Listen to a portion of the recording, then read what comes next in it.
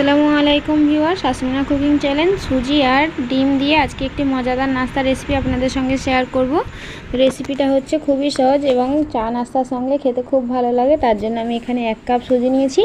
1 cup সুজিতে একটা ডিম দিলেই এই নাস্তাটা তৈরি হয়ে যায়। তো প্রথমে আমি 1 কাপ সুজির সঙ্গে বেকিং পাউডার এবং কিছুটা পরিমাণ লবণ দিয়ে ভালো করে মিশিয়ে নেওয়ার পর ডিমটা সুজির মধ্যে দিয়ে দেব।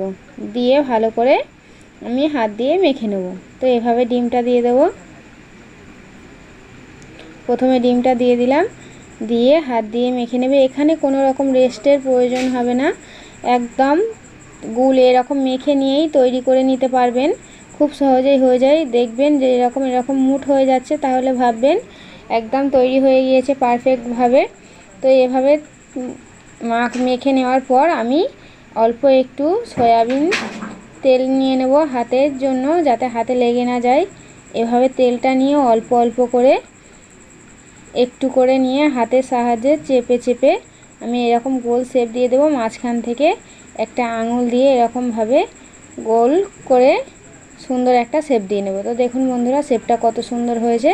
এভাবে হাত দিয়ে তৈরি করে নেব সব কটা।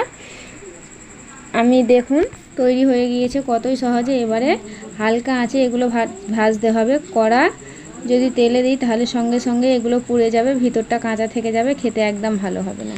এগুলো চা নাস্তার সঙ্গে একদম পারফেক্ট, খেতেও খুব সুন্দর হয় এবং একটা ভালো দেখতেও লাগে। নাস্তাটা খুব ভালো লাগে খেতে। তো বন্ধুরা, আমার ভিডিওটি যদি ভালো লেগে থাকে লাইক, কমেন্ট, শেয়ার এবং অবশ্যই করে সাবস্ক্রাইব করে আমার চ্যানেলটির পাশে থাকবেন। তো দেখুন বন্ধুরা, উল্টে পাল্টে ঠিক এরকমভাবে ভেজে নিয়েছি। খুবই সহজে হয়ে যায়, এগুলো ভেঙে যাওয়ার রিস্ক খুব কমই থাকে।